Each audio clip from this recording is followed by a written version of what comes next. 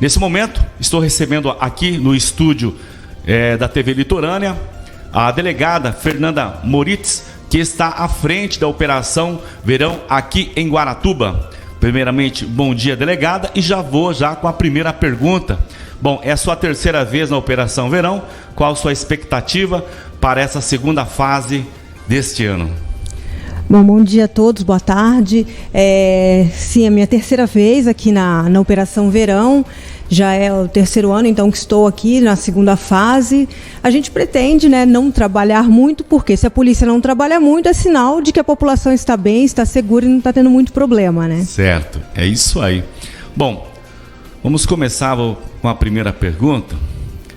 Há alguns dias, delegada, houve a prisão de um cidadão, que estava assediando, olha só, senhoras e senhores, que coisa, a sua própria filha. Isso me dá uma dor no coração, assim, que você nem imagina, Eu tenho 2 filhas, eu imagino como isso deve ser triste. Aí eu te pergunto, vamos chegar aonde? Que mundo é esse? Assediando sua própria filha, gente, de 6 anos de idade. Bom, a senhora poderia falar sobre isso? E os familiares hoje, as pessoas que estão próximas das crianças, das nossas crianças, dos nossos filhos, e falar sobre isso e dar uma dica para que isso não venha a acontecer. Qual que é a melhor maneira para você cuidar do seu filho, para você prestar atenção naquele momento que ele não está legal, naquele momento que ele está triste? Gostaria que a senhora falasse sobre isso. Bom, infelizmente, esses casos, eles ocorrem assim com grande frequência. Sim. Muitas vezes a gente não chega ao nosso conhecimento, não chega ao conhecimento da população e muito menos das autoridades públicas. Por quê? Porque são casos que ocorrem dentro do seio familiar. Então, uma criança, um adolescente, ele é sexualmente violentado por parentes, por amigos próximos, normalmente, e a grande maioria dos casos, essa violência ocorre dentro do próprio seio familiar, dentro da própria casa e por pessoas muito próximas à família, ou se não da própria família. Casos em que pais, padrastos, tios e irmãos estupram e cometem outros tipos de violência contra crianças e adolescentes são mais comuns do que nós imaginamos, infelizmente. Tá? Muitas vezes, até a nossa própria criação, a nossa própria cultura de acabar não dando muita importância para o que as crianças falam, relatam, acabam contribuindo para isso. Então, uma dica que eu sempre dou é que você preste atenção ao comportamento do seu filho, seja ele menino, menina, criança, adolescente, se houve algum tipo de mudança no comportamento, se a criança era alegre, se brincava bastante, passou a ficar retraída, isso pode ser um indicativo de que alguma coisa não está bem, não necessariamente que seja essa criança vítima de violência sexual. Mas a gente pode entender que alguma coisa não está bem, então os pais devem ficar de olho. Muitas vezes, como eu disse, é o próprio pai, o padrasto, o tio, a mãe, tá? Isso não é sempre o homem que é o violentador, tá? Muitas vezes também temos, infelizmente, mulheres que são as autoras desse tipo de crime. Então, esse crime ele não escolhe gênero, ele não escolhe idade, não escolhe sexo. E ocorre, como eu disse, normalmente dentro de casa. Então, nós temos que ficar sempre de olho nas nossas crianças. E como que a gente vai ficar de olho e o que a gente pode fazer para evitar ter mais esses tipos de caso? A gente tem sempre que ensinar para as crianças que no corpo delas, só elas podem mandar. Então a gente tem que ensinar também que as crianças devem levar tudo ao conhecimento do pai, da mãe ou de algum adulto que ele tenha bastante confiança. Então, se aquela criança é instruída de que no corpo dela somente ela pode tocar, somente a mãe ou somente o pai, e com o consentimento dela, fica muito mais fácil quando ela vier a sofrer algum tipo de abuso, ela saber que está sendo vítima de um abuso e que vai contar a algum adulto de sua confiança.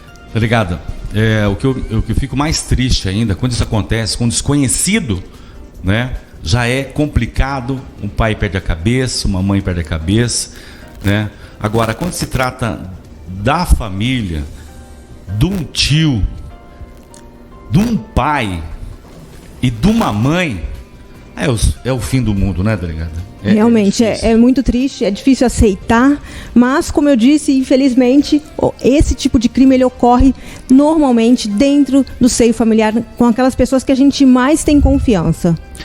E o mais triste ainda, isso ainda às vezes vem à tona, vem para a imprensa, chega até a polícia, chega até pessoas que podem ajudar. E eu te pergunto, doutora delegada, e aquelas pessoas, e aquelas crianças que às vezes não levam ao conhecimento, porque eu acredito, nós vivemos numa população muito grande nesse país chamado Brasil, que ocorre tantas situações complicadas, que isso aí não é nenhuma, nem duas, nem três casos, é inúmeros casos, né? Exatamente, temos muitos casos, né? E esses números que chegam ao conhecimento das autoridades normalmente não refletem a realidade. Por quê? Porque muitos casos ficam abafados dentro da própria família. Muitas vezes o pai ou a mãe toma conhecimento e, sabendo que é um tio, que é o próprio outro filho mais velho ou a filha mais velha que está praticando esse crime, ele acaba abafando e não levando ao conhecimento das autoridades. Então a gente tem um grande número de subnotificação. O que é isso? São casos que não chegam ao conhecimento da autoridade policial para que ela possa investigar. Isso para mim, doutora, com perdão da palavra, isso para mim não é um pai, isso é um monstro, isso é uma pessoa doente, nem doente não é. Uma pessoa dessa tem que pagar por isso, de que maneira, não sei, mas vamos lá. Agora são 12 horas mais 28 minutos. Delegada, qual que é o procedimento nesses casos em que o crime acontece? O que a polícia faz? Como é que é o procedimento?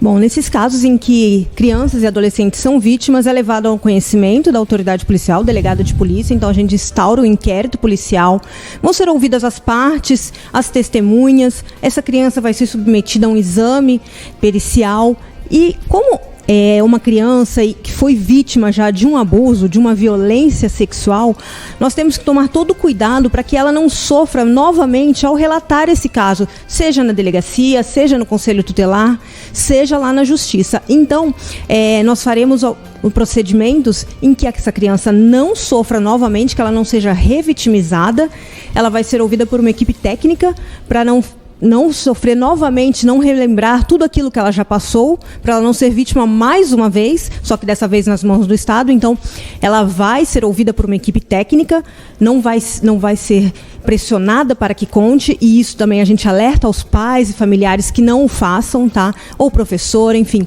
quem tiver conhecimento, que não fique pressionando essa criança, esse adolescente, a relatar os fatos, porque isso pode muitas vezes causar falsas memórias neles e também fazer com que eles relembrem tudo aquilo que eles já sofreram.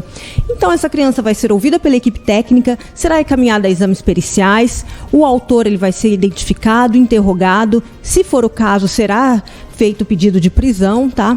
E aí, depois de relatado esse inquérito, de apurada a autoria e a materialidade, ele é encaminhado ao Ministério Público. Muito bem. Bom, ainda sobre esse tipo de situação, delegada, quando há a prisão e a posterior a liberação, no caso, ele é preso, depois ele é liberado pela justiça, que hoje, infelizmente, nós temos umas leis aí muito fracas, isso é verdade, né? A polícia faz a sua parte, mas infelizmente nós temos que seguir uma lei, né? E o suposto infrator, ele é solto.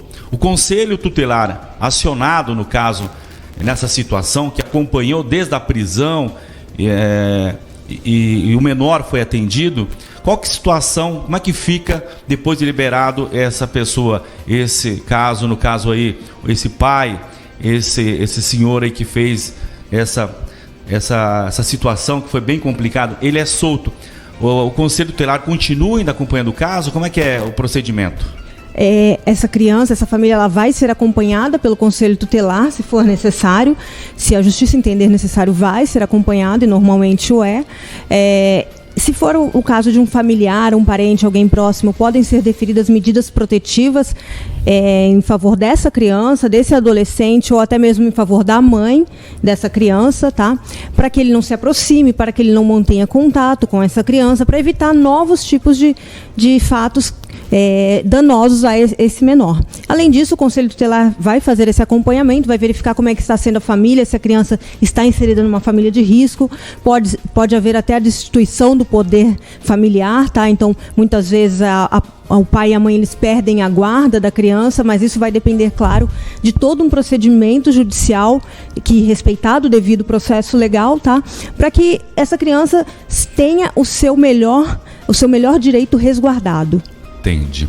Isso se não deve fazer justiças com as suas próprias mãos, isso se um indivíduo como esse conseguir andar na sociedade, né? Que aí ele corre um grande risco também da população, das pessoas, os vizinhos, fazer justiça com suas próprias mãos, como acontece em muitos casos, né, delegado?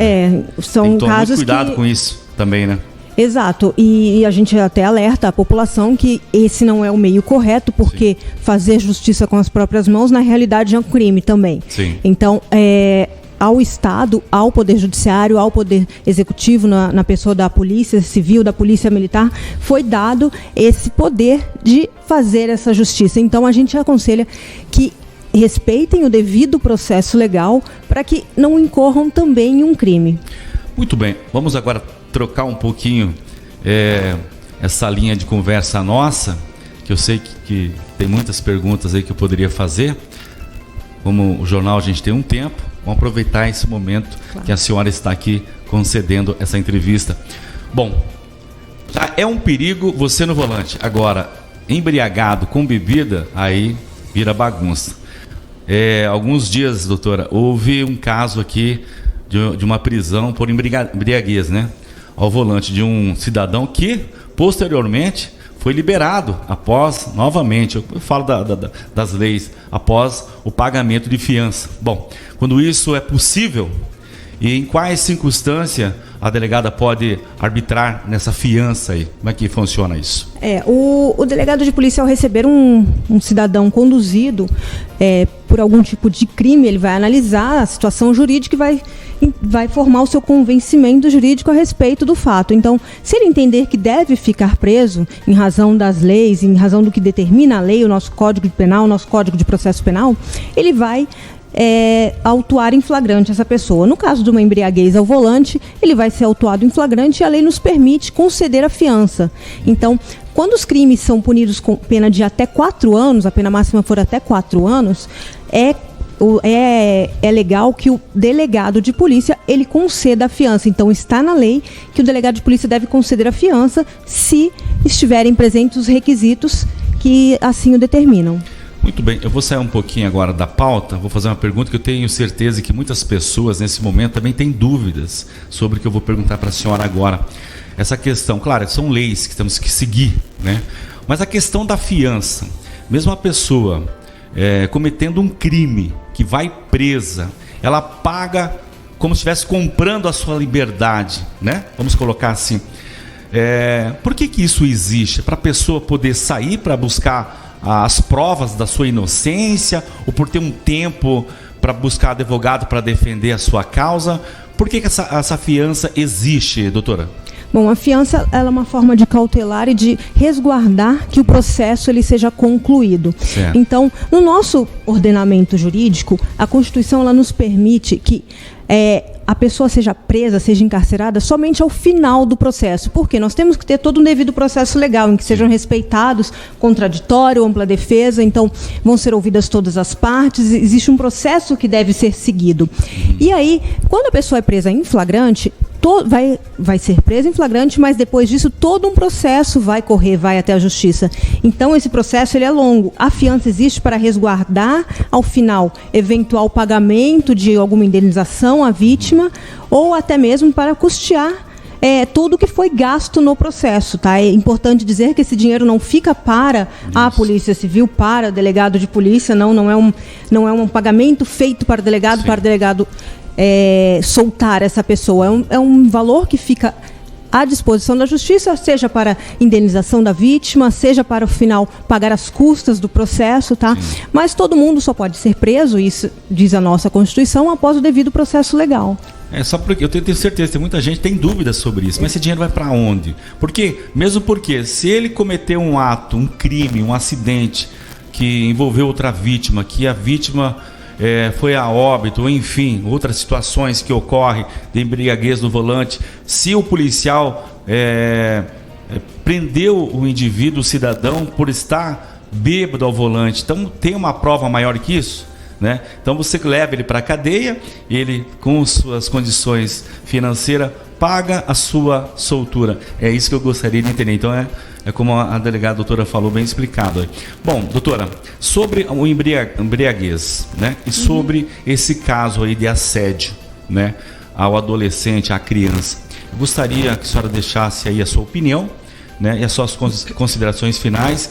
E mais uma vez, obrigado pela sua entrevista. Se a senhora quiser colocar aí, destacar primeiro aí sobre o embriaguez, sobre a bebida do condutor quando está no volante, por que bebe e vai para o volante, mesmo porque ele está arriscando a própria vida dele e a do outro, né? Pode falar sobre isso e também sobre a questão do adolescente ali. Bom, nesse período de férias é muito importante a gente sempre alertar, né? A cidade está cheia, todas as cidades estão cheias, pessoas em férias, então querem se divertir, vão ingerir sua bebida alcoólica. A gente não quer impedir que as pessoas ingiram a bebida alcoólica, que se divirtam, mas tem que tomar muito cuidado, porque não é apenas a sua vida que está sendo colocada em risco, mas sim a vida de toda a população. Então, além de ser um crime, além de você poder correr o risco de ser preso, você está colocando em risco a vida de pessoas que nada tem a ver com a sua diversão. Sim. Né? E a respeito também dos casos de violência contra criança e adolescente, violência sexual, é muito importante que os pais orientem os filhos a respeito do consentimento. Então, ensinar para os filhos que se ele não quer que alguém o toque, que ele diga não. Não ensinar os filhos que tem que dar um beijo no tio, tem que dar um beijo na tia, porque você tem que ser um bom menino, tem que ser educado. Não. Porque senão a criança cresce achando que ela tem que beijar e abraçar normal, todo mundo, porque é educado. Então, isso é muito importante. Eu tenho certeza que a gente poderia falar aí muitas horas sobre esses casos aí, tanto a embriaguez no volante, como também o assédio, que tem vários tipos de assédio moral, tem o assédio à mulher no trabalho, tem o adolescente, a criança, enfim, são várias situações aí. Mais uma vez, delegado, agradeço a sua presença aqui, tá? E quando precisar, conte com a gente aí. Muito obrigada e boa tarde. Tá.